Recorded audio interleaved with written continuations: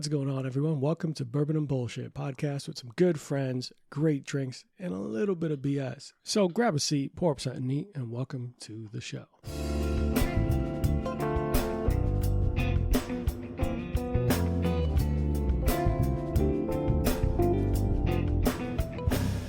All right. Well, everyone, it's the end of the year for us, but today's going to be a fun show. I've actually been a really big fan of our guest today. His name is Lucas Assis, a passionate content creator and expert in tequila and agave spirits, known for his engaging videos, deep knowledge. Lucas has been educating, entertaining audiences about rich traditions, culture, and craftsmanship behind these iconic spirits, and also breaking the stigma that tequila is only a party spirit. So, been trying to get a hold of him. He's a very busy man, so I'm happy to get him in the studio. Lucas, welcome on, man. How are you? Thank you so much for having me, man. Doing good. How are you? Can't complain, man. Every day above ground is good. It's the end of the year. I got some spirits in front of me. Amen. So Lucas, tell the people about you a little bit. I gave them a brief little synopsis, but the content creation, everything about that, just let them get to know you a little bit. Yeah, for sure, man. Yes, my name is Lucas. Originally from Brazil, born and raised in Brazil. Long story short, moved to the U.S. for good when I was 16. Once I graduated high school, I got my first restaurant job right out of high school, and I was a host for 5 years, I believe, here in LA. And it was one of those things, I really fell in love with the hospitality industry and everything that revolves around it. And I was always next to the bar where the host stand was, and I just saw them making drinks, and I was like, I want to become a bartender. So when I was 20, I was like, hey, when I'm 21, I want to bartend. So I was just really asking the managers all the time. And when I turned 21, I really started to ask them, hey, man, I really want to get behind the bar. Let me become a bartender. And one of those, kind of a cliche story, but one day a bartender called out, and the manager was like, you want to become a bartender? Get back there right now. And I was like, perfect. So then I, started bar backing for this place. Of course, you got to, go through the ladder of the bartending world. So I started bar backing for a while, became a service well bartender. This is what at the restaurant called Houston's. So it was this really established steakhouse that really gave me the knowledge of the classics and to be made quickly and really well at the same time, So it gave me that knowledge of speed and quality. And then from there, I started working at different bars in LA. Became a training manager for a restaurant group here in LA, opened 3 restaurants with them, worked at a couple of other places in LA. And that's really where I really fell in love with spirits. So the podcast called Bourbon and Bullshit. Bourbon was my first passion with spirits. That's really what got me into getting to know the history and the stories of who makes it. You can't talk about American history and not talk about whiskey. So I really got into that, and then started dating my now wife, whose family is from Mexico. Started drinking tequila with her dad. Started going down to Mexico to visit her family with her. Really fell in love with the agave spirits industry. The restaurant that I worked at was honestly one of the best whiskey bars in LA. Once LA started to do the shift into agave, our restaurant did the same. Mm-hmm. And they hired this chef who is one of the most knowledgeable people about agave spirits. He opened, I think it was the first mezcal bar in the US, for sure in Colorado. It was called Mezcal in Denver. So they hired him to be the executive chef for us. And I remember the one of the CEOs of the company said, Lucas, if you want to learn about tequila and mezcal, you got to talk to Sean and become his guy. And that's exactly what I did. I became the sponge around him.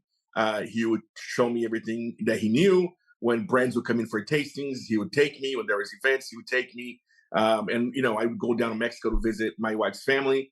And he set it up for us to go to Fortaleza back in 2017 when, you couldn't, I remember when I was buying for the restaurant, I'd buy a case of Fortaleza, they would send me 2 because they were pushing it so hard. You know what I mean?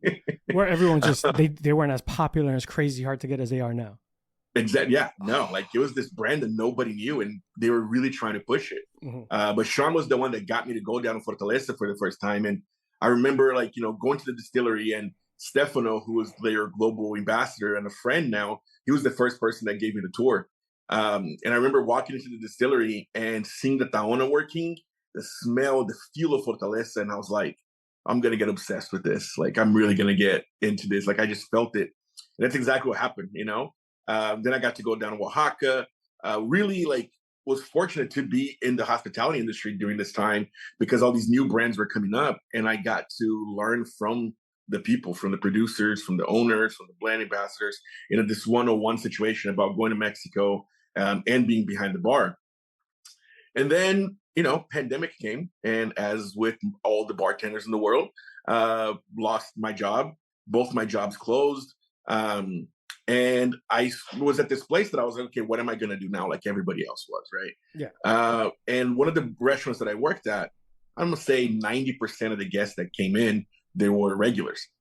So most of them had my phone number, they knew my schedule. So they texted me one day. One of the guys texted me and said, hey, man, wanted to know how you're doing. Hope you're doing well. Also, I missed your cocktails. And then he asked, would you do cocktails to go? And that sparked an idea in me to make cocktails to go during this time that, like, we didn't know what was going to happen. So I said yes. And then he told his friend, and then he told his friend, and it became this thing on my Instagram. And I started gathering this following because I was the guy that was delivering cocktails all over LA. And there's no traffic, so I could go from one side of LA to the other in like 30 minutes, you know. That's the best time to do it then, because like, exactly. Now it's impossible. yeah, imagine trying to do that right now with regular people. Exactly. But it was cool, man. It was cool because, like, it kept me busy, and it still gave me this, like, one of the things that I loved about bartending was when it was slow and I would be making cocktails with the guests and like trying different things.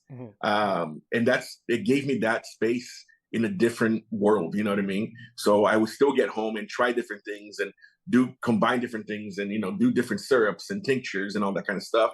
And still got to create like this kind of like a regular people that would order a couple of cocktails, and we would have this conversation 6 feet apart as I was dropping their cocktails, you know?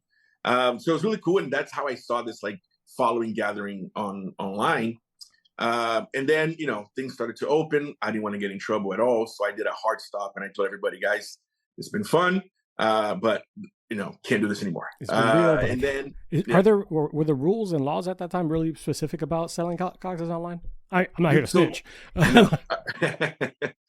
So during the time that I was doing, there wasn't. Okay. Everything was closed. So, because after that, then came this law in LA where you're like, if you got food, you can take alcohol to go, you know? And then I looked at like when things started to open, I looked at like partnering with a restaurant that had a license, and I would make the cocktails for them. But it just got a little complicated, and I decided not to do it anymore. And so as soon as those laws started coming into place is when I really stopped. Yeah. But then they told me, he was like, okay, we totally get it, but can you show us how to make these cocktails then, instead of like buying it? And I thought that was a great idea. And I started making, and I've always liked to take pictures and film and edit. That's what I did throughout high school, but like for my own, you know what I mean? Like I have vlogs on my YouTube channel for like, man, 15 years ago, 12 years ago, that I would just film because I loved doing it. So I just took that skill that I had and that passion that I had for that thing, and I put it into teaching people how to make cocktails. And that is when I saw the following grow more. And then really was this thing that I think was like right place, right time. I started talking about my passion for tequila and mezcal when everybody was getting into tequila and mezcal. Yeah. And once I talked about my tequila, then I saw it shoot up to the point that I was like, oh, wait, I can't, like, let me invest some time in this, you know what I mean? And really focus on this content thing, because what else am I going to do? And, you know, I got to say, like, it was when 818 came out. I saw the boxes and, you know, the bad grammar on the bottle and what, just how bad the whole marketing campaign was. And me and my wife were like going out somewhere, and I told her, like, give me a second really quick. I want to shoot this video. I just didn't write a script, didn't do anything, just talked to the camera for like a minute and a half, posted it, and we went out. I get my phone, and the video has gone viral. Everybody's talking about it. It was crazy, you know, like it was the first time that I experienced that. And then the next morning I wake up, my friends from New York are texting me saying, dude, your video was just on Good Morning America. And I was like, that is fucking awesome.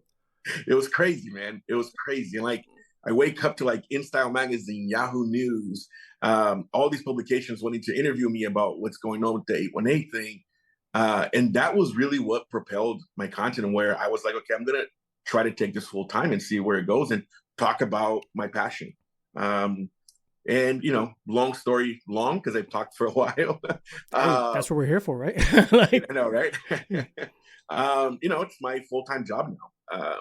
And So that's what I do. And it's amazing to be able to talk about my passion and make it a job as well. And I still get to incorporate a lot of the bartending things, which I love. So a lot of guest shifts, a lot of working with brands that I love, building this community within the creator world of bartending, cocktails, and spirits education. It's been really cool. that's really badass. It's not very often that someone considers something they're passionate about or something as fun as tequila or spirits in general, right? Because for anyone who hasn't followed you online, you don't just talk about tequila and agave. Right. I've seen you partner with Still Austin, obviously Jim Beam, as we talked about a little bit earlier. Like, Right. and you've also become part of this whole revolution kind of like community for online bartenders and content creators for cocktails. Because to your point, the pandemic changed how we approach things, right? Right. You went from a crowded bar and paying like $35 for a cocktail to like, hey, maybe I can make this at home with a good enough tutorial or something that's engaging. Right. And Absolutely. what's different between like, hey, just picking up a like Death and Co.'s book as opposed to like watching a video like yours, you could identify and connect with that person who's showing you how to make the drink. And I think that opened up an avenue where you start thinking about the man behind the bar kind of perspective. So you kind of gave people that, okay, all right. And Agave, to your point, like it was up and coming, perfect time. Right. To it really was. It's hey, this is no longer about Patron shots. This is about, let's talk about the history. Let's talk about the difference. No, mezcal's not just smoky tequila. No, like just kind of a lot of the myth busting and letting people get a little bit more out of it, which I'm a nerd. So I've always loved like hearing anyone talk about their passion. So I think it was cool, man. That's badass. I love the come up story in the glow up. And how big of a deal was it to pop up and your family see you like, oh, so I'm on Good Morning America. Hey, it was a Yahoo News. Like, how big of a deal was that to your family? And started like just from 818, just from a little quick video. How big of a move was that, or how great of a feeling was that from your family? It was pretty cool, man. It was pretty cool. Like, telling my dad, like sending the articles, like, hey, just talk to InStyle magazine. My dad is like this very proud dad of everything that me and my sister do.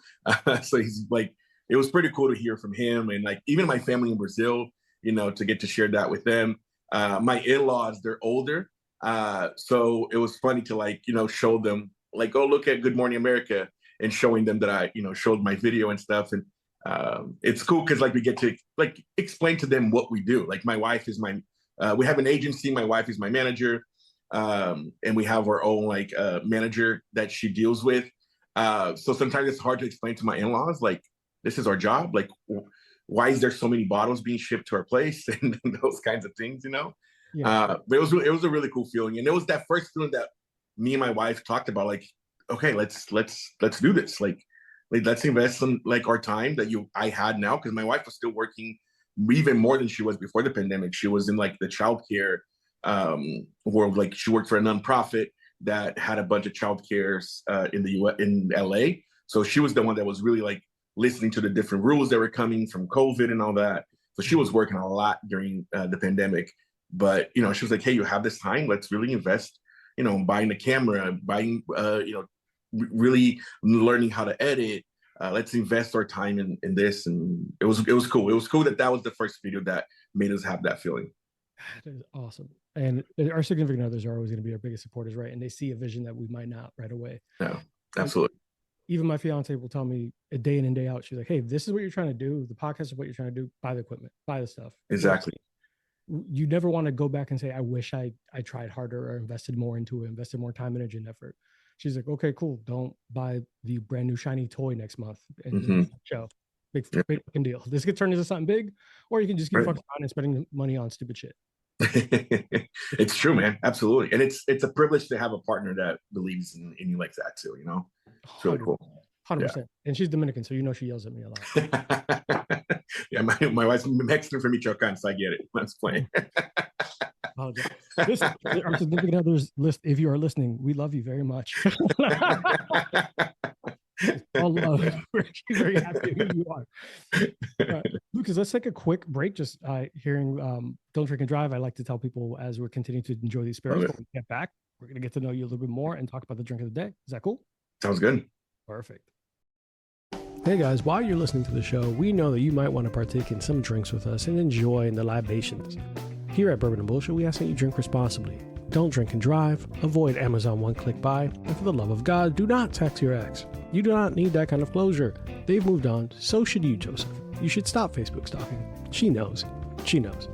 Now, all jokes aside, don't do anything dumb, take care of yourselves, and be safe. Thanks, guys. Now back to the show. We are back with Lucas Assis. So we heard about your origin story, heard about the come up, heard about like the factors that went into it. Around like, one of the brands that you have highlighted on your show and on your content is Lalo, and Right. I've never heard of it until I found your list. So you had a list online of like top mezcals and tequilas that you recommend. So I walked around like ABC Liquors and Total Wines and all that stuff looking for this stuff, and I was able to find the Lalo, the regular strength Blanco. Well, we'll get an image up later. Tell us a little bit about this brand and what attracted you to it. Yeah, absolutely. So Lalo is like it's a newish brand, you know. I want to say it's like, Lalo's probably 5 years old. The idea of it is older, but the actual brand, I want to say it's around 5 years old. And I just saw it started to come up and see the bottle. I think it's a beautiful like bottle that represents like modern Mexico. And one of the brand reps at the time, now he's within the company too. He messaged me one day on Instagram and he said, "Hey man, we'd love to meet you. And Lalo is going to be here actually to do like this education thing at the bar that I work at. You should come." I was like, perfect, let's do it. So I went and I met Lalo. And Lalo is just like this nicest guy ever, you know, literally like tequila royalty. But just this nice guy, super humble, super personable. And we started talking and he told me the story, you know, like how he is the grandson of Don Julio himself. He grew up in a distillery. So Don Julio started his first brand, and then Lalo's dad, who's also named Eduardo or Lalo, was the one that really took Don Julio to the U.S. Don Julio actually thought that he was like, no, nobody's going to buy tequila in the U.S. And his son was like, no, let me take it. So his dad essentially was doing what Lalo is doing now. It's so crazy to see this like history repeating itself within the brand of his dad, you know, going to restaurants and traveling all over the U.S.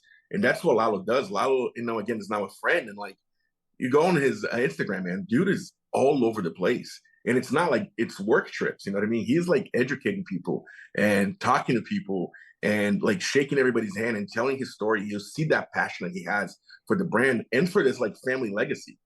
But it's a really cool story, you know, like when Don Julio sold to Diageo, which is, you know, the biggest conglomerate of brands in the world, one of the clauses that they had was that Don Julio and his son couldn't make tequila anymore. So this like non-competing clause. Lalo was at that meeting when he was like 15. They forgot about the teenage kid that was sitting in the meeting, you know? So he decided to make tequila, and he always loved tequila Blanco. He only wanted to do a Blanco where the true essence of the agave is. There's no influences of any wood, any barrel. So he really wanted to start doing this tequila. And then his childhood friend, David, was working, I believe he was working for Diageo at the time. And they were going to do a story about Don Julio. So they met up at a wedding in Guadalajara. And they were like, hey, I want to know more about your grandpa. Like, can you tell me stories about them? Because we're building this thing to talk about your family history within the Don Julio brand. And they started talking, and they, you know, had this shared passion of tequila Blanco and what they were doing. So they were like, let's make a tequila together. And that's what they did. You know, it is really just this like only Blanco. I think it's so hard for a brand, especially in today's world where there's like 25 tequila brands, for you to fight for shelf space where you only have one expression. Yeah. You know? So it makes it easy because people know what they're going to get. It's, you know what I mean? But I always talk about, like, I get brands talking about messaging me, or people wanting to start brands all the time, asking me how to get to a level where like Lalo is or Fortaleza is. Two things that those brands have in common is history, and you can't replicate that. I was about to you say, know what I mean? Like, there's a long lineage of like that experience and everything, and there's you know how to get it done, as opposed to someone brand new without like it working that. Right. And there are great brands that have been started with people that don't have a history of tequila making.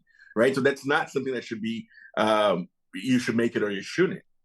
I just think that for you to have this cult following and this passion that people have for the brand, like Lalo, like Fortaleza, like Siete Leguas, is because these are brands that come from like, you know, generations of this makers, and they know what tastes great, and they know where to source it. Exactly. And as much as you sit down a PR group and talk about how you're going to make the history of your brand pop, you can't compete when it's like, oh yeah, my grandpa was Don Julio, or my great grandpa was Don Zenobio Salazar. You know what I mean? That's a tough thing to. It's like, imagine athletes. It's like, yeah, my dad's Jordan. What? So like, not playing 1-on-1 versus you. I'm sorry. Like, I'm not doing that. Help.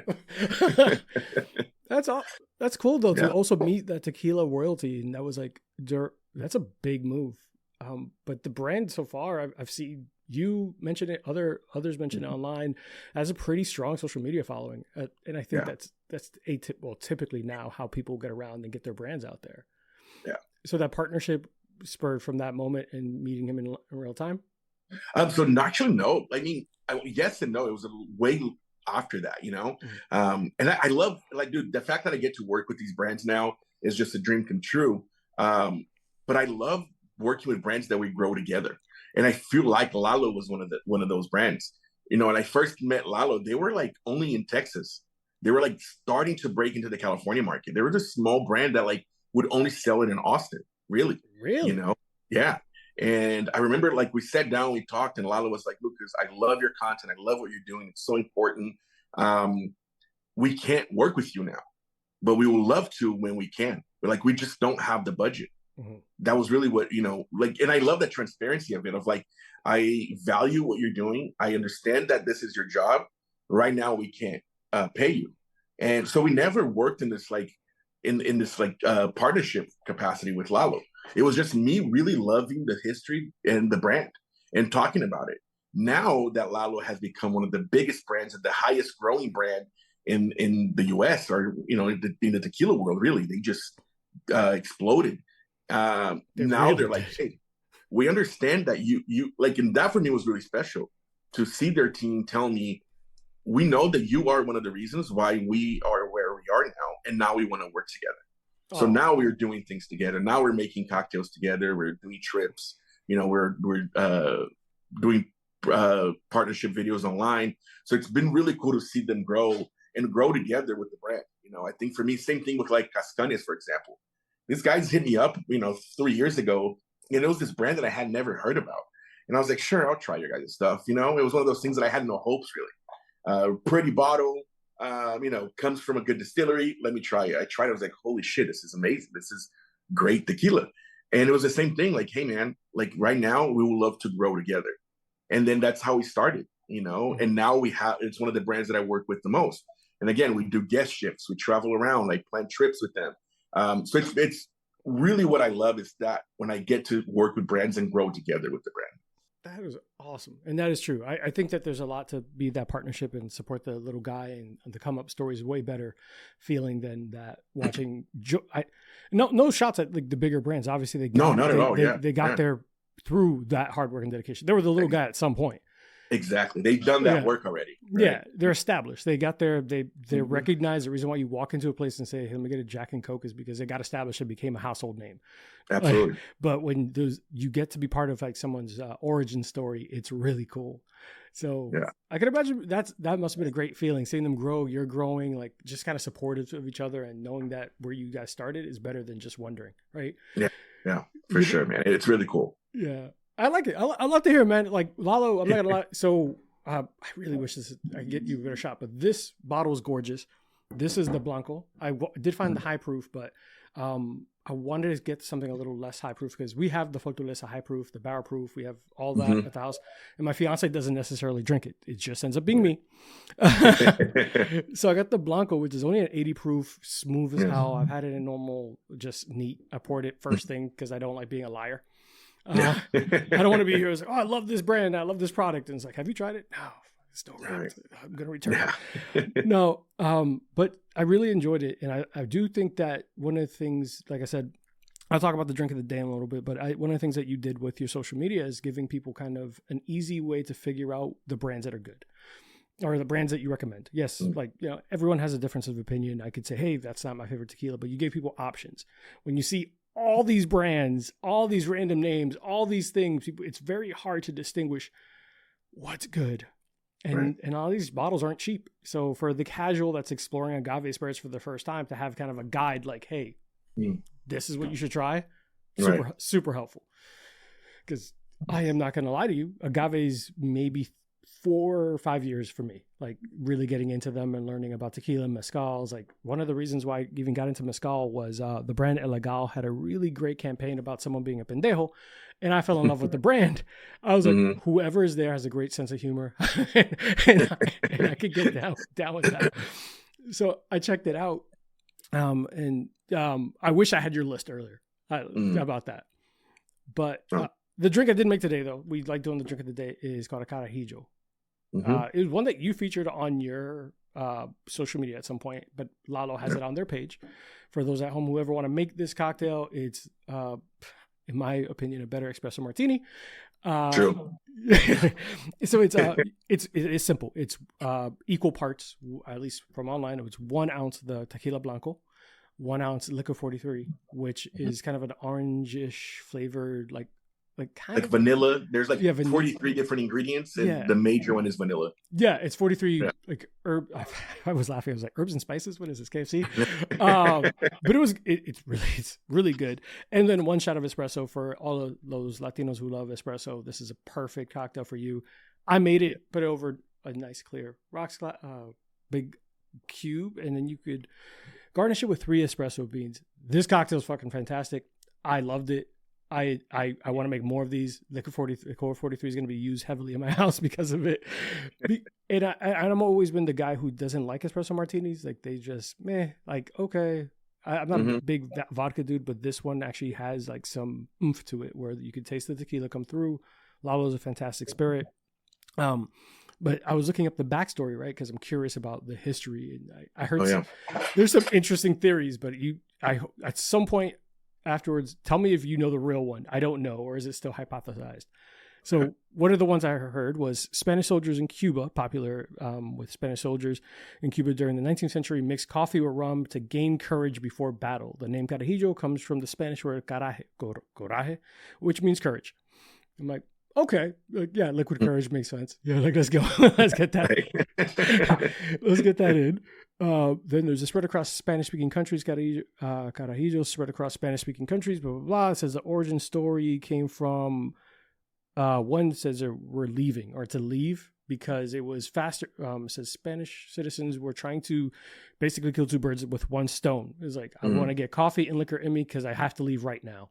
Right. And I'm like. Yep, I can find the efficiencies in that.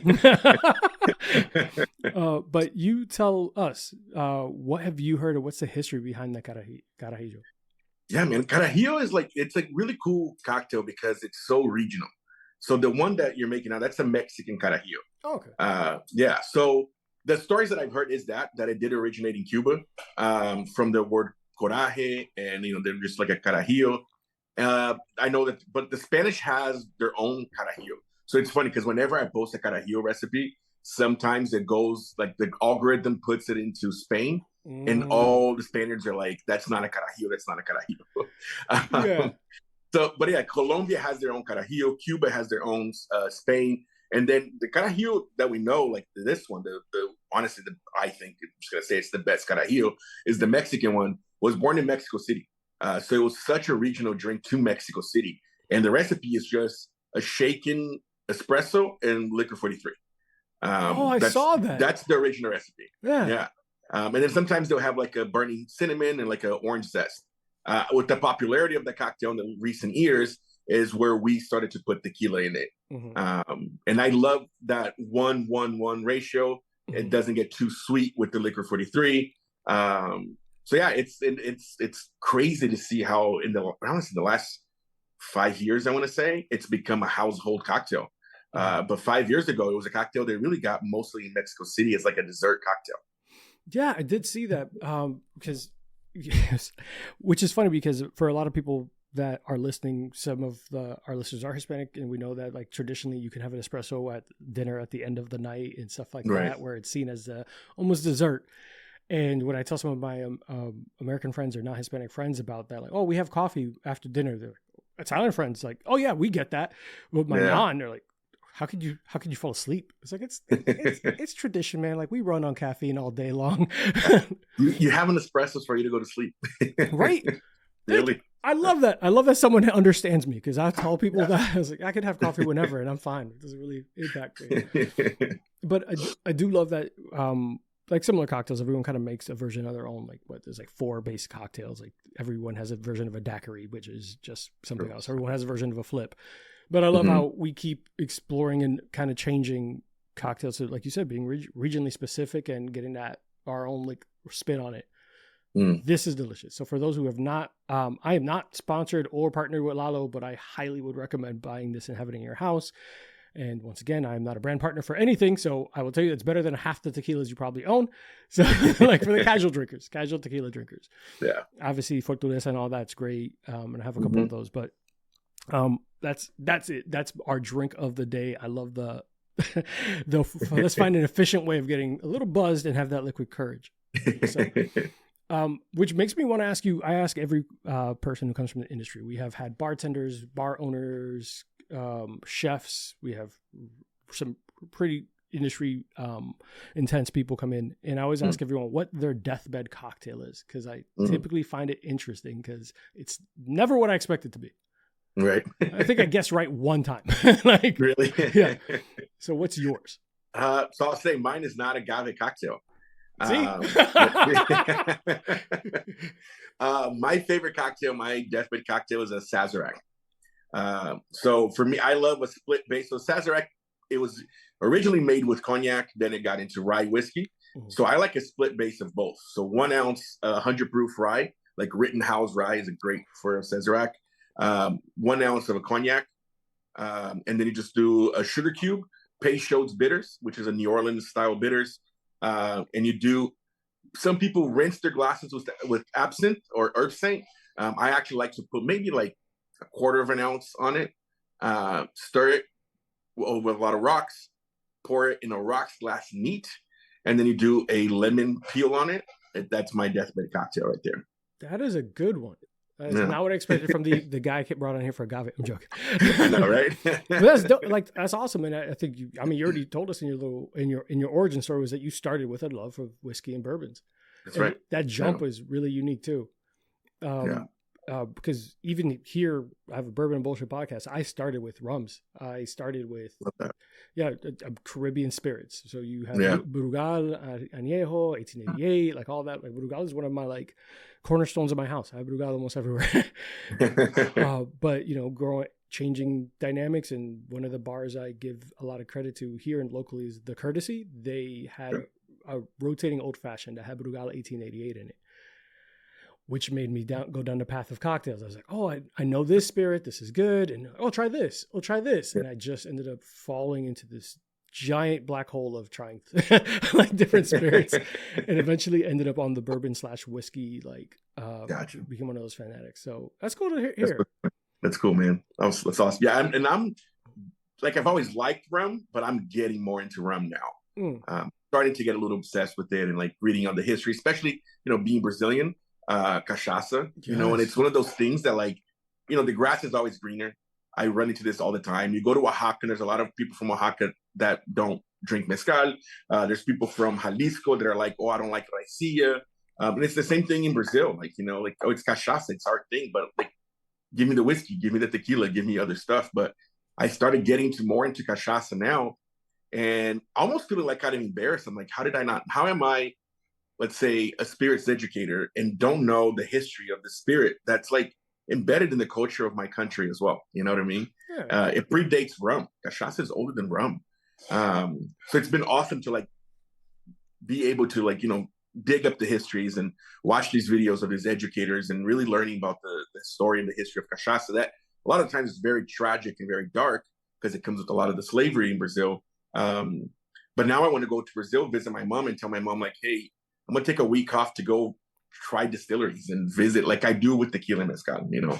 Yeah, that's actually dope though. I mean, better late than never, and you're still getting Exactly. And it's you, regardless. I think even if as much education as you can try to get on any subject, period, there's always going to be more. Right. There's always going to be some connection. Like I think you highlighted about Mexican foods and culture and how embedded that is into like cultural dynamics of almost everything. Like, oh, you think vanilla? You like vanilla? Yeah, that's Mexican. Yeah, you like this? That's like on the surface, people wouldn't have really known how deep those roots and those ingredients go. So there's always something else to learn, right? Absolutely. And that's the beauty of it. Like that's why I don't like, you know, when I do these things or like articles, they want to put like agave expert. And I'm like, no, that implies that I know everything. Oh. And there's no such thing. You know what I mean? Like one of the reasons why I love this is because you're always learning.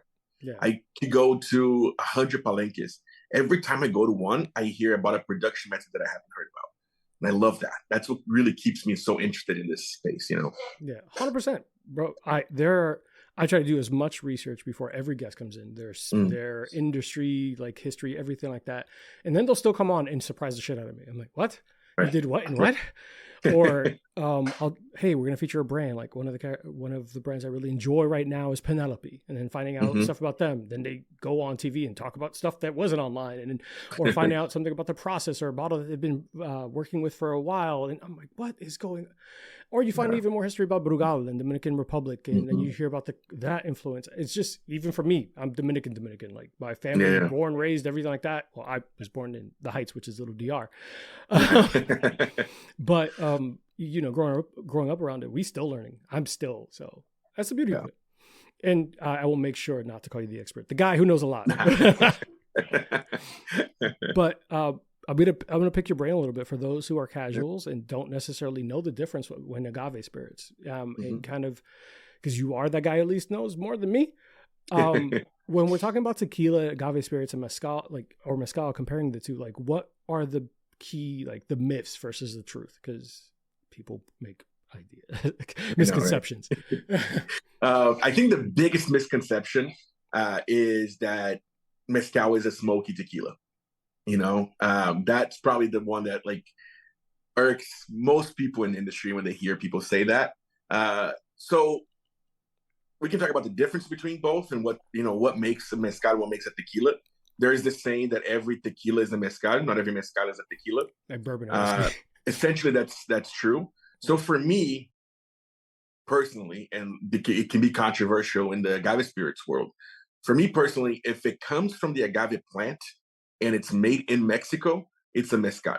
That's what it's been traditionally called for the last, let's say, 400 years, right? So mezcal is kind of like the whiskey. So it's it's the main category, and then you have all the other things within mezcal. That being said, if you go into who can register mezcal, there are 9 or 10 states that can register mezcal. I don't agree with that. I think that should be erased, and I think it should be all of Mexico. 100%. Of course, you have Oaxaca, because Oaxaca is the state that produces the most mezcal.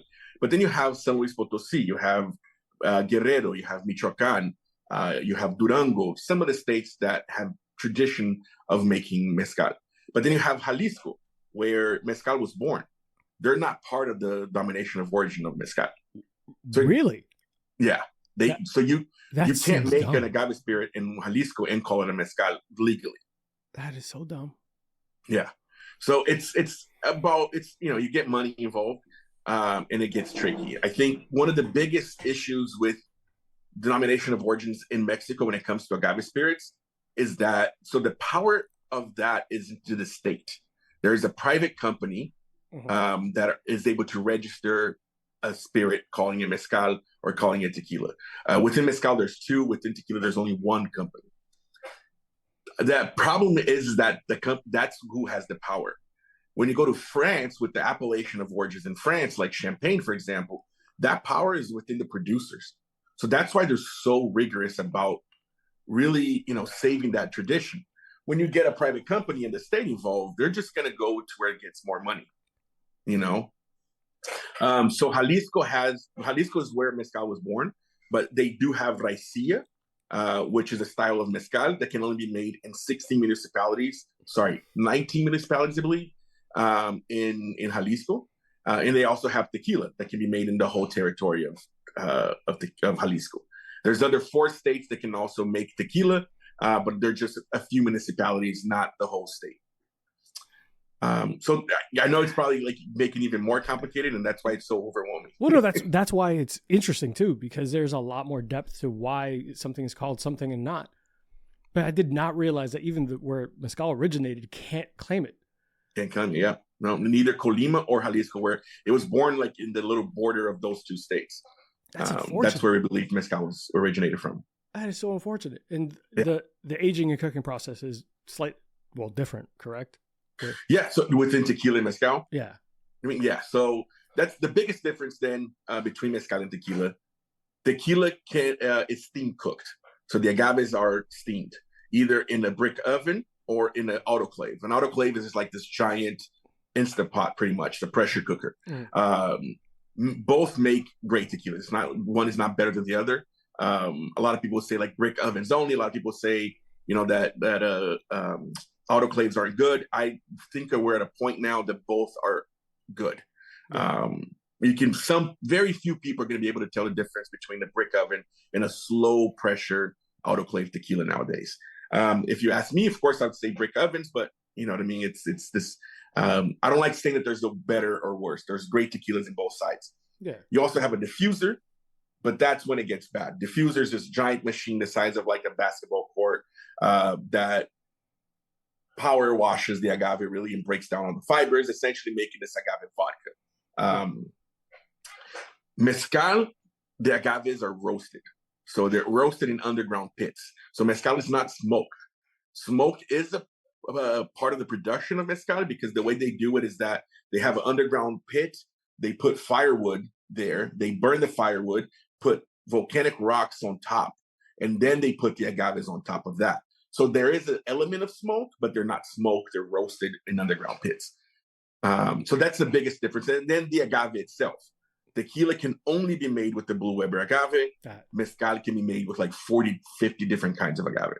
Yeah, I did read that. I did a decent amount of research previously because my fiance is such a big fan and all that. But yeah, that is really interesting. It must be a really cool sight to see the like volcanic rocks, all that, and you get to see those when you do your tours and all that. And that must, I think that the process is. You remember that old show on Discovery? It's like How It's Made. Right. I would sit there for like hours. You could put a marathon on that and I wouldn't move. So if I could see that in real life, right? Isn't it super, regardless, like how to make a button. Okay, I'm seeing it now. I want to know what it is. Like, how did you make that baseball? So seeing that process, even when you go online and you see their tours and you talk about the process of aging or the agave plant, or even seeing the giant agave plants that people are cutting up and doing all this, I'm like, that's so awesome, in the culture and the background on it. And then just people end up thinking tequila is just tequila. I know. Yeah. Yeah. For me, like going back to when we were talking about the first time I went to Fortaleza, like to walk in and see the amount of work that goes behind the spirit that you love, like that was the switch for me. You know what I mean? Like it really is. I don't like to say that you have to go to Mexico to experience what tequila or mezcal really is, because there's a lot of people that can't go back to Mexico, to their own country.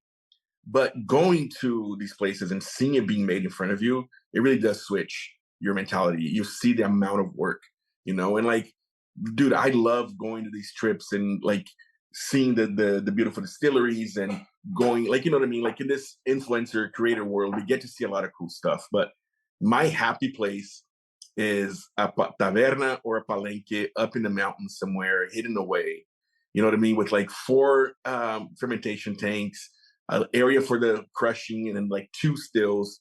And you just sit there and you have carne asada where you're trying different parts of the distillation, hanging out, helping them cook, helping them mix the fermentation, helping them load the stills. Like that, that's what I love, man. Like every time I get to do that, I'm like, this is what I really, really enjoy doing.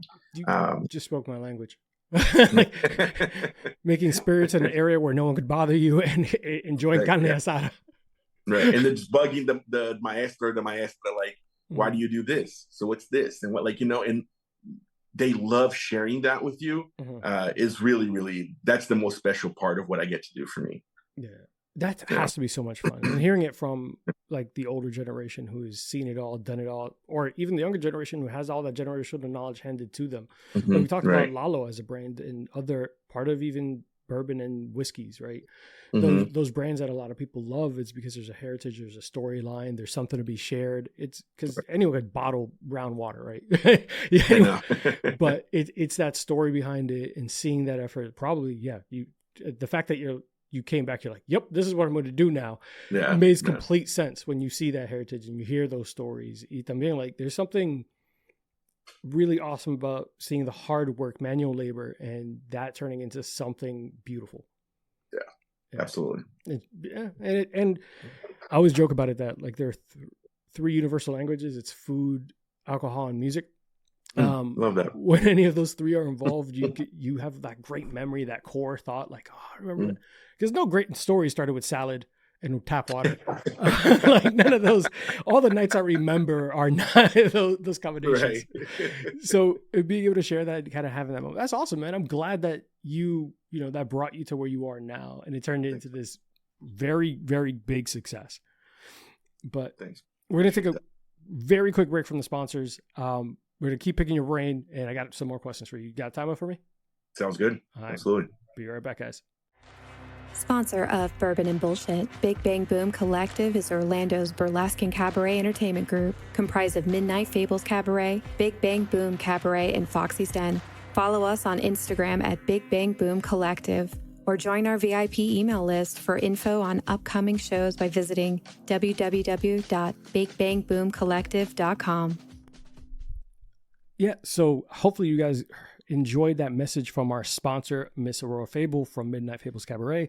They actually won, Orlando Fringe came through. It's an international festival for creatives and all these things. So they have a burlesque conservatory and burlesque show that they replicated the Masquerade of the Red Death by Edgar Allan Poe. And they ended up winning, and now they're performing at the Plaza Live here in Orlando, a massive show for them. So it's going to be really, really badass. So Aurora has been one of our biggest supporters. Remember how we talked about there's some people around you that support and say, hey, step up your game and I got you. This is one of mine. She yells at me on a constant basis. Like her and her husband are really good friends of mine, and from the beginning. So cool. So it's always cool. Yeah, exactly. Similar to you, seeing her grow and blow up. So I'm gonna send her the sound clip and be like, I really do appreciate you, but I'm gonna delete it from the regular podcast. All right, so we talked a little bit about the brands that we were sharing, but you have a specific brand. I don't have that bottle in front of me, but I want to hear a little bit about it as well. Like I want to dig a little bit into your bartending background and interesting stories you might have had. But tell us about this brand, because I saw it online and that label's dope. Like beautiful label. Yeah. So this is the Cascawín Destino here. So this is not out of the US yet. There's probably just a few bottles in the US, probably here in LA and in Orlando, because of the Agave Social Club. He's in Orlando too, and I know he's got a couple. Oh, I did not know that. You need to put me on with him. Like, for sure. Yeah. Is it Tran?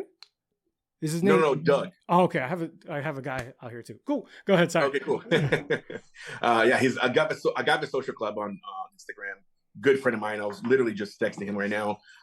Yeah, and he has a podcast about tequila and mezcal and everything. I really feel like I might have met him. He might have been at an Orlando Whiskey Society meeting. Probably, yeah. He's small world. We'll talk later. So tell us about the brand. So this is the new Cascawín Destino.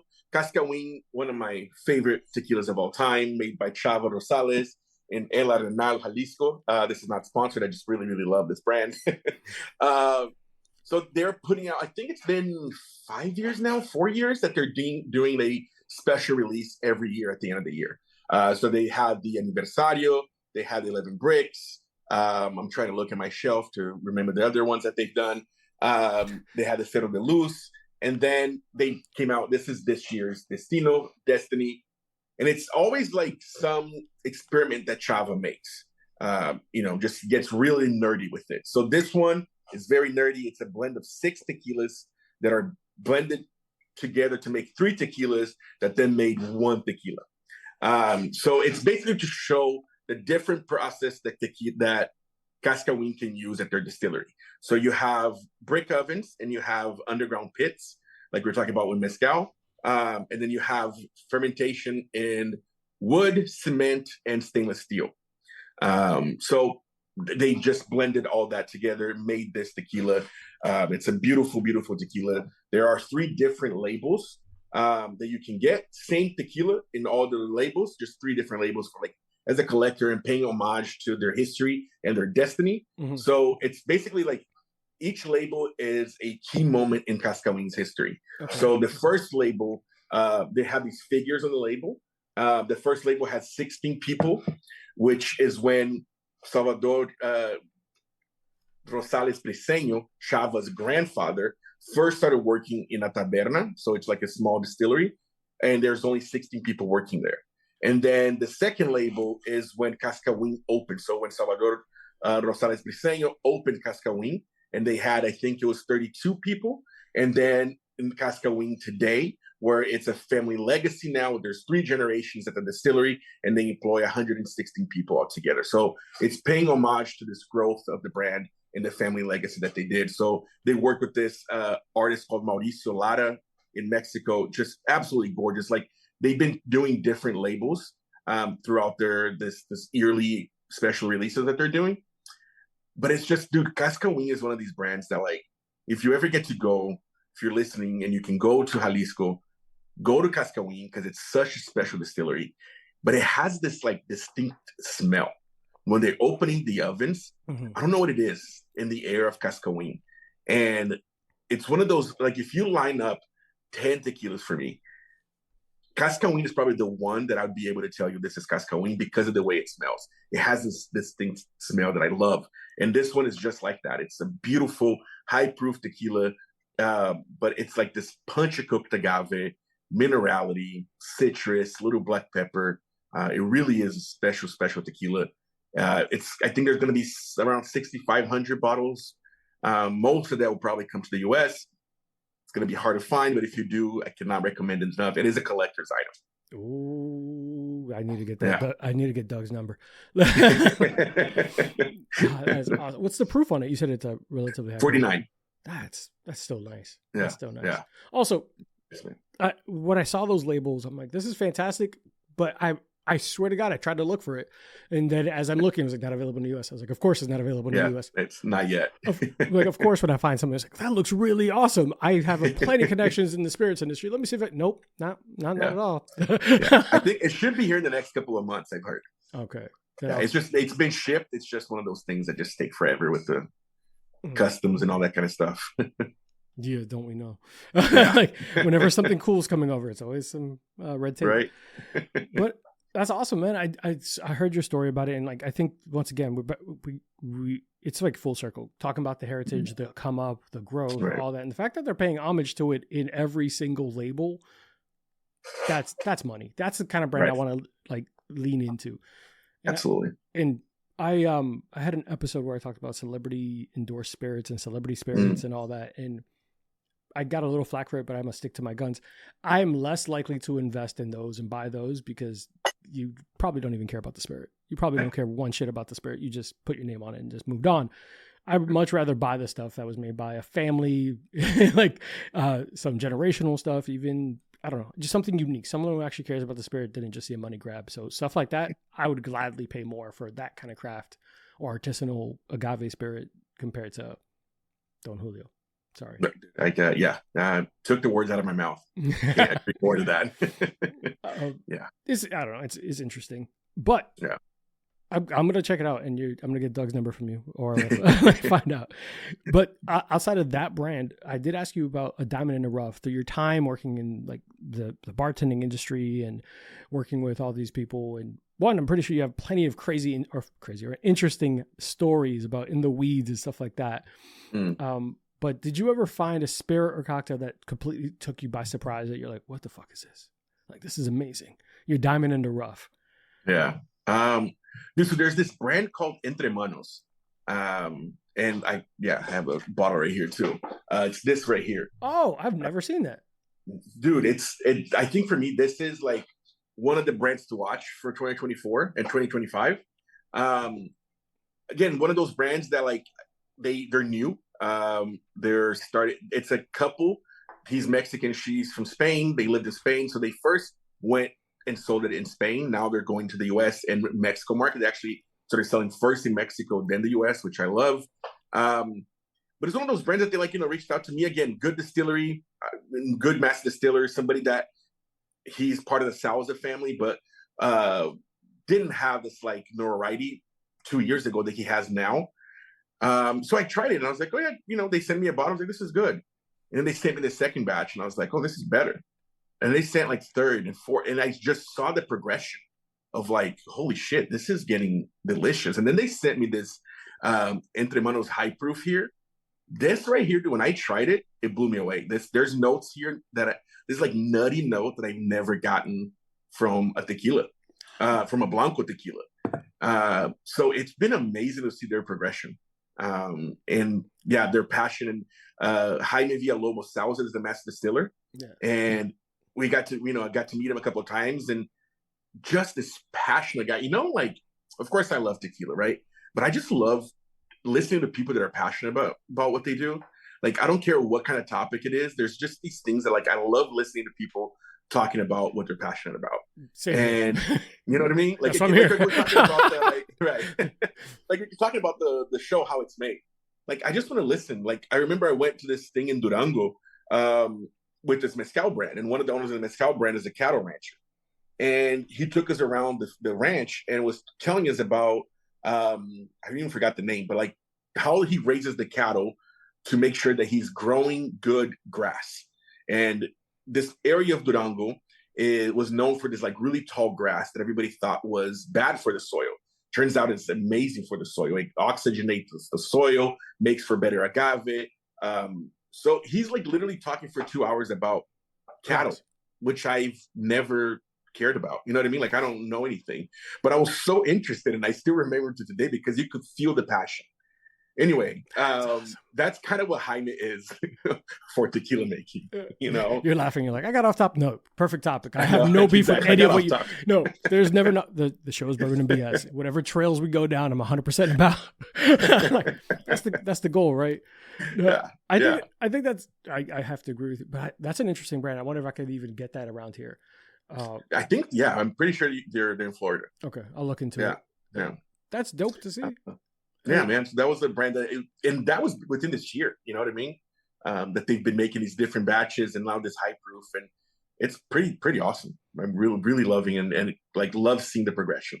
Yeah, and so we have a couple of local brands here, and hopefully they're going to listen to the full amount of this before they judge me or get mad at me. We have a whiskey distillery out here near Orlando. It's called St. Augustine Distillery. Okay, and throughout the years, they've gotten better, but there was a point where I'm like, I don't want any of this. I don't want I don't want to try any of this. It's not really good. And I think what's really cool is that they got a master distiller in. Their gin was always great because gins are not necessarily a difficult spirit to make. Mm-hmm. I hate to say it that way. Gins are very complex in flavors and nuances and all Absolutely. this. You get the floral notes, you get all this, and I get it. And citrusy notes, depending on which kind of gin. Is it a dry gin, London dry right. gin? There's complexities in almost every spirit other than vodka. I don't like vodka, but me neither. It doesn't taste like anything. I don't want it. But they made a couple of whiskeys, and I have friends that they swear by it, and I would try them. I'm like, this is not really great. I'm not driving 2 hours to get subpar whiskeys, but slowly but surely they brought in a master distiller. We're trying to get him on the books, and he said, I need to fix what's wrong with this. And throughout the course of the last 5 years, they're making some quality, top tier stuff, high quality stuff. And it's cool to see that someone objectively said, let's take a step back. If we're going to make whatever we do, however you do one thing, you have to do everything. Yeah. If I want to make a good product, all my products have to be good. I can't make a fantastic gin and a trash whiskey. I can't do that because that's not who we are. That's set that standard. The standard is a standard, and they just improved year over year. So it's cool to see that is universal, and you appreciate it as well. And to your point, I've had people talk to me about fucking stills and the metal and cleaning the metal and all this stuff, and I'm just like, this is so cool. Exactly, man. I just listened to 35 minutes of him talking about metal heating, and I don't know why we talked about that. Right. Like, it's cool. It's the passion, and I think that rings true with everything and anyone does, right? Yeah. So a little bit about you. We know about you. You come up a little bit. Well, a lot of the high notes. But you mentioned spending a lot of time in the service industry and bartending industry. Like, was there you wanting to get into bartending at 21? You were kind of like the clutch, like tag this man in. Like, hey, listen, you want to do it? This is the time. You're gonna come in. Like, what was your favorite experience working at a bar, and what was one of those like like stood out for other reasons? Like, just curious. Yeah, man. I know it's off rip. I know it's kind of like off script, but I'm just curious as you mentioned it. Yeah. No, all good. I'm trying to think, like, things that I really love about the bar, I think, was developing these like friendships with the regulars. Like the regulars, like, I actually never watched Cheers, but they would always mention, like the regulars would mention that they felt like that, which is, it's really cool. Like, I loved having that. And that's one of the things that I really miss.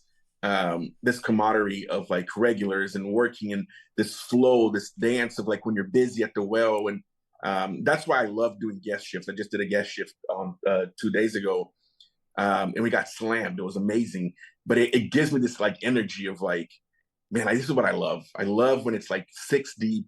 You know what I mean? You have 5 tickets and 6 people in front of you ordering drinks, and you just go into this flow. So I love that. That was really like what I loved about the bartending, what I miss.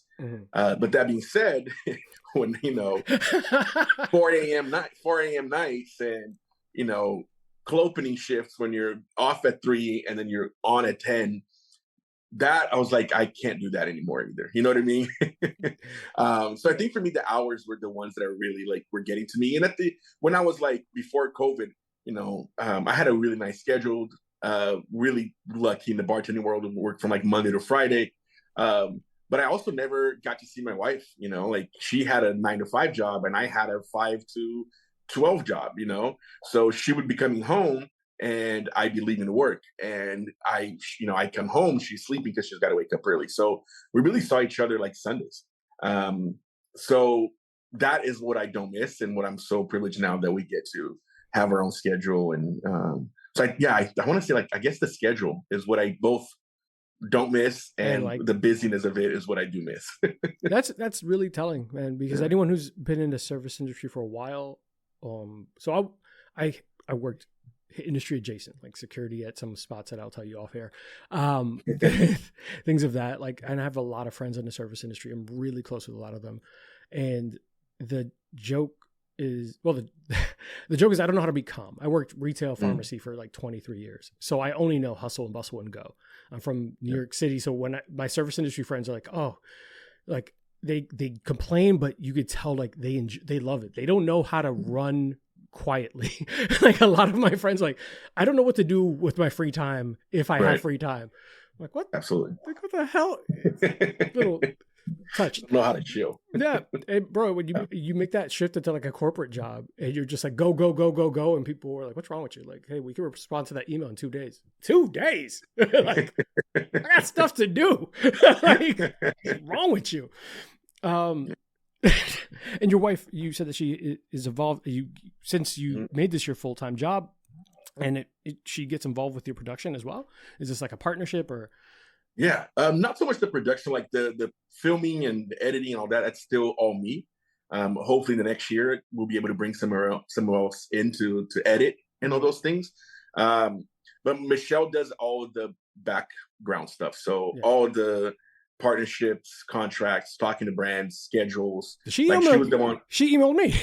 That's right. Yeah, she was the one that did all the schedule, and then she's amazing at that, man. And then, like, a day before, she's like, "Hey, these are the questions. You're gonna have a meeting. You have a podcast tomorrow at 1."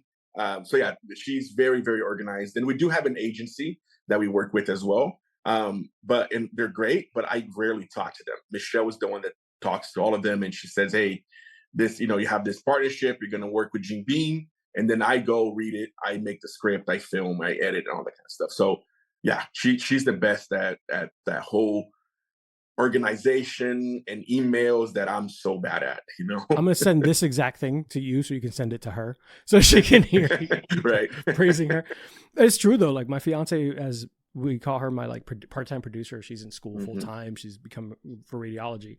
But whenever she's able to sit in on a show, she makes sure I stay on track because I get so enthralled in our conversation and, oh my God, I want to get to know this and I want to know this. And she's like, stop, move on, ask this other question. Hey, dig into this. And she'll like message me on Slack or whatever. And I'm like, oh yeah, she's better at this than me. Like, I'm the personality. Like, I'll be having meetings with brands, you know, and Michelle is texting me, you need to ask this, you need to ask that, you know. A lot of times, like, she'll take meetings too. And so yeah, she's really is 50% of the, if not more, of the business. All the financial stuff, taxes, and stuff, like Michelle takes care of all that. So I'm super lucky and blessed in that matter. Yeah, so and that's what like a lot of people ask sometimes, like, oh, she gets to go to the trips with you, and I'm like, no, she gets invited. The brands are she's talking to the brands. Yeah. You know what I mean? She doesn't get to. She's part of it. So if anything, she's the go-to person. She's the boss. Absolutely. Yeah. This wouldn't happen if it wasn't for her. That's dope, man. I love to hear it. So we're in perfect segue. We were talking about Jim Beam. So you recently have been featuring this product and here in Bourbon and Bullshit. Once again, not sponsored. I don't know them or anything like that. But something about Jim Beam that I thought was interesting is that unfortunately people give them bad rap, right? You hear Jim Beam and you think, oh, not necessarily the highest quality stuff. Sure. Little do people know there are also people who make like Bookers, Little Book, like Wild Turkey. Well, not different distilleries, but a lot of like there's some brands that people give a bad name. Wild Turkey is one of them as well. And I always get frustrated. I was like, have you tried their reserve stock? Or have you tried their Little Book for Jim Beam? Have you tried Bookers? Like there's some quality product coming out of there. Like just because they made something for the entry level stuff doesn't mean they don't know what the fuck they're doing. Like they've been in it for a bit. Like this isn't some dude in his basement making it out of a bathtub. This is a like There's history here. Do you mind telling us a little bit about this? I'm gonna pour some of it up. And also, been meaning to say this. Great flex with the pappy in the corner. Are you really gonna flex on me, Lucas? Are you really gonna flex on me, man? Like, I have stuff too, Lucas. There's a Parker's Heritage 11 back there too. I have a Parker's Heritage 14. We're gonna do this. I just thought it was funny. I was like, oh, he goes on the Bourbon and Bullshit podcast and flicks. I made sure to put it the pappy's right above his shoulder. Thanks, Lucas. It's always there, man. Every video, I promise. I know. All jokes. Hey, gotta have some fun in it. But I saw it, I was like, that's what we're doing. But I'm gonna pour some up. I don't know if you want to pour some too. I don't know if you have time to. Yeah, man, for sure. Actually, I'll pour a little bit of the Cascawín if that's cool. Oh, either one, because I don't know. Yeah, where did I? So I don't know if you saw the video that I did with my dad. Yeah, you made him old fashioned for the first. Yes, 100%. Yeah. So you've never made him an old fashioned before? Can we talk about that too? Like, how you gonna be a bartender and never hooked your dad up with an old fashioned? I know. He's never really been into cocktails, you know what I mean? And he's like the last 6 months, he's like, I taught him how to make a flip once, and that's what he made for every guest. Like his friends were like, when I saw them, like, your dad made me this cocktail with an egg in it, and I was like, a flip. He loved making it. I feel like old fashions are now the new thing because he was like, "Can you teach me how to make an old fashioned?" And I was like, "Dad, perfect timing. I got this Jim Beam partnership. I think it'll be great for us to do it on camera." But yeah, now that I'm looking around, I think he did take that bottle because that bottle's not here. Oh, all good. All good. I'll pour it up, but you can tell me a little bit about it since it's your partnership. And once again, I am not a paid sponsor or a partner of them, but I am, but I really liked it. So no, man, it was really cool. It was like, you know, honestly too, it was one of the things that I wanted to focus on in the last 6 months is to not just talk about agave spirits and, you know, expand the horizon in my education and on my channel. Of course, agave spirits is what I love, my true passion, but so is other spirits and, you know, things that are like whiskey and rum. So I purposely started to post more videos about histories of whiskey and rum and all those things. And it was really, really cool when Jim Beam reached out and said, "Hey, we love your channel. We'd love to partner for our new winter reserve." And I, you know, it's the Jim Beam that we know, but in toasted barrels, finished in toasted barrels. So I'm sure, you know, like, you know, toasted barrels slowly toasted gives different notes to the whiskey. And I tried it and I thought it was like a great, you know, for the bang for your buck for this time of the year. Higher proof, I think it's an 84, I believe, right? Let's find out. Yeah, it's a 43 ABV, so 86. 86. And yeah, so it's great for an old fashioned, great neat. It's one of those like versatile bourbons. And it was really, really cool to work with. One of the things that got me in their brief too, that I was like, yes, I want to work with this. There's a stigma, right? Like how you're supposed to drink your whiskey. There was one time I made a video 2 years ago that I said, let's make an old fashioned. So I break it down the history of the old fashioned, like all that kind of stuff. And I said, you can use whatever bourbon you like. I love using a wheated bourbon for this. And I pour a Pappy 15 on it. How much flack did you get? And I never mentioned Pappy. I just said, I'm going to use this wheated bourbon. Made it because, dude, the comments are just insane. People get so mad. So mad. And I was like, that was the whole point of the video, that you're supposed to drink however you like it. And on the brief, they said, we want to emphasize that you're supposed to drink this whatever damn way you like it. And I was like, so that's exactly when I want to work with that, Yeah. I completely said that multiple times over and over on our shows. Like, hey, look, you paid for it. Take it how you want. Yeah, mix it with Coke if you want. I don't care. I know. But I know bartenders is like, I won't pour Coke over Pappy. Like, I will put them in 2 separate cups because you ordered it. You do what you want from it. Right. And I'm like, okay, man of principle. I get it. I'm not mad at you. But at the end of the day, as a consumer, if I want to spend whatever amount for Pappy 23 and say, I'm going to drink a Mountain Dew, which is originally meant to be a mixer for whiskey, which is an interesting story. That's on you. You paid for that. You do what you want with it. Like, I'm not here to tell you what to do. I might not do that. That's not for me, but I'm not here to judge you however you take your spirits. Absolutely. I will tell you, and this is full transparency, this is not a joke for the show or anything, or because you have a partnership. I'm really upset how good this is, because it was like $23 and I've been spending a lot of money on what I thought was better stuff. I'm pissed off. God damn. Well, it's 86 proof. So for $23, dude. Like, yeah. For 23, it does have that scent, like taste of vanilla, like some cinnamon. And I'm not one of those pretentious people who's like, oh, I taste notes of like almond and leather and blah, blah, blah. No. Same. No, I feel half the time I feel like those guys are lying.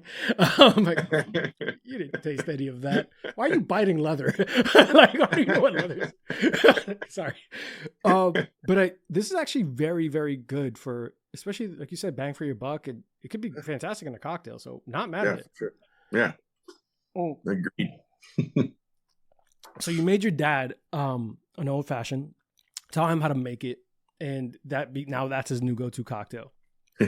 If you had family coming, like kind of like in the same vein of your Deathbed cocktail, like what's your Mona Lisa of cocktails? Which is a cocktail that if you had family, friends over, and you're like, hey, this is my ish. I put my stamp. This is Lucas's cocktail. What is it, and where did you like come up with it? That's a good question. So there's one cocktail when I was first, and it's like nowadays I probably wouldn't make it, but I just remembered now when I first started bartending that I created at home, and it became the drink for the family at everything we did. It was just grapefruit juice. I'm gonna say it, but vodka and Saint Germain. Get out! I was 22. But that for like 2 years, that's the cocktail that we would drink at every family thing. Nowadays, we've evolved. So my family knows me, and this is kind of like, I made it because Michelle is the one that makes cocktails when the family is over. She's the one that's mixing cocktails and creating things, which is really cool. But everybody's like, hey, look, we want one of your cocktails sometimes. And me and her are like hosting, but also don't want to be making cocktails the whole time. So my family now knows that I clarify a bunch of stuff. So I have things upstairs right now clarifying for Christmas, So it's always different. I always do like a milk punch where there is like 6 bottles on ice, pour it, and you have yourself a great cocktail. So I'm like, I think a trick for you to impress your friends, your family, and not be behind the bar all the time when you're like hosting a party is clarify cocktails, because everybody loves it. It's a novelty. It tastes good, and you just pour in over ice and you're good to go, Definitely. Yeah, we actually, we've done batch cocktails like the Lion's Tail, all that, but we've clarified a couple of random things that people were surprised about. So we made like the New York Sour clarified. Yeah. And that's gives you such a beautiful aesthetic, pouring the red wine over all that. Clarifying is really cool, time consuming, right? And when you tell people what it is, they're like, that sounds gross. Don't worry about it. It'll be fine. Like, exactly. Drink the cocktail. I know that these are the last couple questions we got because I know you're a really busy man and probably want to spend some time with the missus. So I did ask you if someone was coming into tequila for the first time and something that they definitely had to try. I know you have a list, but if you wanted to simplify it, what would be the 2 tequilas you would recommend for someone who's never really been a tequila person? I would say, and this is personal, right? Yeah, of course. There's regions of tequila. There's the Valley region of tequila, and there is the Highland Valley of tequila, Highlands area of tequila. Very distinct taste on both.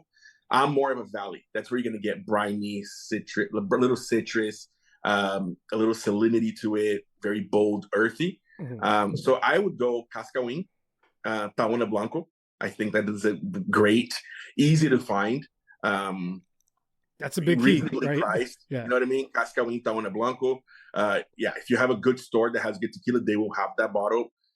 Incredible. I could tell you Fortaleza, of course, but chances are you're not going to find it. And if you're finding it, it's going to be a crazy price, which sucks. So Cascawín is an amazing tequila. And then I would do like Ocho. Ocho because they show, one, the Highlands area, so you can contrast the value over the Highlands. But they also talk even more into terroir because every Ocho bottle tells you what field it came from.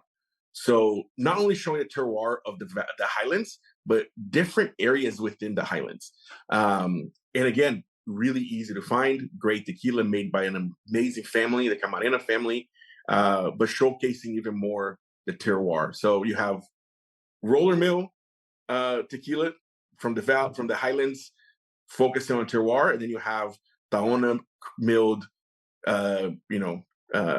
Valley region of tequila within Cascawín. So I'd say those 2 are great options. That's dope. All right, good to know. And like you said, it's like Fortaleza is one. Everyone's like super popular and hard on that name right now. Yeah, fantastic product, hard as hell to get. Exactly. Like, I have friends ordering it from Germany, type of like hard to get. Like, hey, we're doing a bulk order. What? From Germany? It's not that serious, man. Like, it's just like, no, it's crazy, man. There's so many, and like deservedly so. It is one of the best tequilas ever made, but it's just, and they're trying, guys. Like I get questions, why can I find tequila? Why can I find Fortaleza? Why can I find Fortaleza? Sometimes I just send them a picture of the still, and I was like, this is why. It's a tiny little still. And if they scale it, like, why can't they make more? They're already working literally 24/7.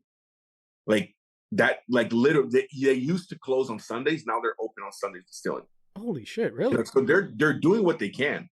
So do you want them to make more and expand the, you know what I mean, the ways that they're building a new distillery, but that's years away.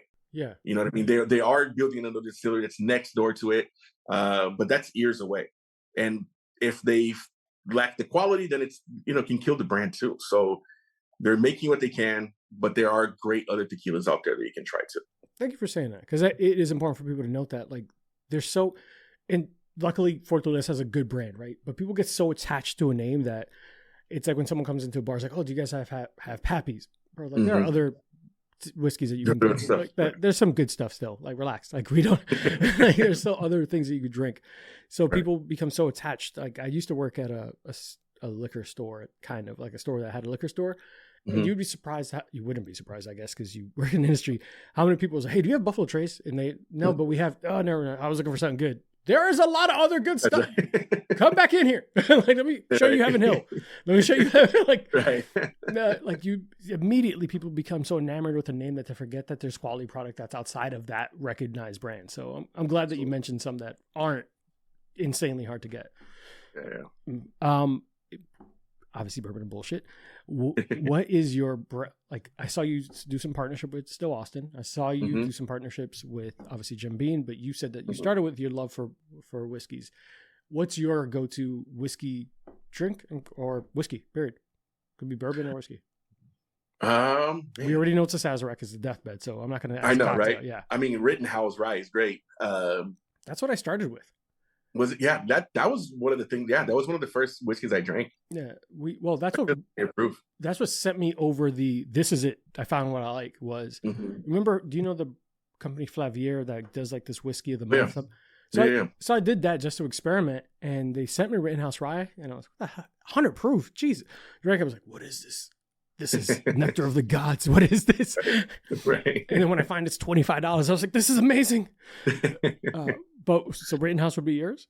Yeah, I think Rittenhouse is the one that I always have at home because if I'm craving something like whiskey, it's great and it's amazing in cocktails. And it's affordable, easy to find. You know what I mean? Yeah, I've been using a lot of still Austin in cocktails because especially their cask strength. I think it's cask strength elevates a little bit of the cocktail because you don't lose the spirit in the cocktail. But yeah, Rittenhouse is probably one that I always have in head. That's dope. All right. Yeah. Well, Lucas, I know you're a busy man. Any closing, do you want to share any upcoming events, any partnerships, or any items of note you want to share with the listeners at home? I mean, obviously in the future, I would love to have you back on, but sure. I know it's the holidays, like 5 days before Christmas. Well, 4 days. I know. Jesus. I know. Noche Buena is right around the corner. Yeah, man. It's crazy. I know. This year flew by. But no, man, I think, going to take it easy for this next month. I don't have any trips planned. Which I'm super excited to just chill after being home probably 6 months of last year. I was gone at least 2 weeks out of every month. So it's going to be cool to just chill for a little bit, hang out with the family. But yeah, follow me on, Instagram, TikTok, YouTube. I am going to be focusing a lot more on YouTube next year. So that'll be fun. And I appreciate you having me on, man. This was awesome. I appreciate all the questions and the conversations. It's been really cool. Yeah, man. I want to get to know you a lot more, but I know schedule restrictions. But definitely love everything that you've been doing in kind of elevating tequila and changing that stigma of it just being that party spirit. Because there are a lot of nights that I associate with Jose Cuervo that aren't great ones. Or I could barely remember. But your Instagram handle's at the Lucas Assis. That's right. And that's going to be at all your platforms, correct? All the platforms, yeah. And on your Instagram, if you look at his actual profile, he has a link tree for some of the products that you also endorse, some of the items that you use. And there's a tequila partnership that you have on there as well, right? Yeah, there is. And then there's also this rum that I did a single barrel with called Alambique Serrano. It's this amazing rum from Oaxaca. Incredible family and history. And there's a link for that too if you want to try it. Mexican if you like rum. high proof rum. Yeah, so I picked a single barrel with this store out in Chicago. Got to go down to Oaxaca for a week with them and spent a couple of days in Santa Maria Tlaxtitac, just up in the mountains, one of the most beautiful places I've ever been to, where this family has been making rum for 3 generations now. And it's truly, honestly, like a mind F of how they're making rum there. And it's some of the best rum. It's still yet to be discovered, man. I feel like this brand is going to be one of those brands that when rum has its shine, and I think it's coming in the next few years, Alambique Serrano is going to be one to watch for sure. Oh, I'm excited because I think that rum is, again, associated with a party spirit, right? Yeah, right. And I don't know if it's because we're getting older and we're like, wait a minute, there was better than just Captain and Coke or whatever it was. Right. But there's so many things that are coming up that I'm like, I didn't appreciate this before. And this is great on its own, or this doesn't need to be masked. This doesn't need to be, shouts to my friend Amanda. She jokes on me. She says that I'm bougie when it comes to alcohol. I said, I just don't want to feel like shit in the morning by drinking the old bad stuff. But definitely, I want to make sure that I will put that in the show notes, and definitely something we want to see if I can get my hands on. If I can order from there, I'll definitely shout it out because I know there's a link there on the link tree. I know there's also now a big run of like Mexican whiskeys too, which that's right. is insane to me. How this is I want to try it because I feel like this is going to be fantastic. Yeah, man. But absolutely. But Lucas, great to have you on the show. For those listening at home, definitely check out Lucas on Instagram. Follow him. Pin those notes for his recommended tequilas and mezcals. I use it when you're confused in an ABC and I can't find what I'm looking for. Fortunately, I've been shopping enough and I'm somewhat of a semi-pro drinker that now I recognize the brands when I see them. Oh, I know that. Oh, nice. I know that. Definitely follow him. He has some great items of note and actually a lot of good stances and content. I loved even when you approached the recent controversy from the Bourbon distillery people. Yeah, like that. I want to praise you for that because that was a big move. Appreciate that, man. Yeah. Thank you. And if those who don't know what's going on, Google it quick. It was a pretty epic defense of mezcal as an industry. So I appreciate that you did that. Thanks, man. Especially coming from Bourbon and Bullshit podcast. If you're getting that appreciation from me, like saying like, hey, I should be on one side, and I'm just like, I'm impartial here. But guys, if you enjoy what we're doing, always share, like, subscribe, sign up for the Patreon. We are giving away for anyone over the $25 or more Patreon Bourbon and Bullshit rocks glasses, double rocks glasses, really heavy, great glasses, just so I can continue making this project and keep going forward. So like, subscribe, share it with your friends. 5-star reviews is at bourbon_and_BS because I'm not allowed to curse and it messes up my algorithms. Goddamn Instagram. And as always, guys, drink responsibly, don't text your ex, and avoid Amazon one-click buy, and stay safe. Bye, guys. Hey guys, today's episode is brought to you by Burn Termite and Pest Control. I first met Joe Byrne on Full Frontal Nerdity Show and decided to give his company a try. They have been the best pest service I've ever had. From flexible scheduling, attention to detail, fair pricing, and everything you love about a small business, I highly recommend Joe Byrne and Burn Termite and Pest Control. It's a family-owned and operated business with over 30 years of experience in termite and pest. You can reach Burn Termite and Pest Control at 321-297-7985. Once again, 321-297-7985. And let them know Bourbon and Bullshit sent you. Thanks, guys. See you next time.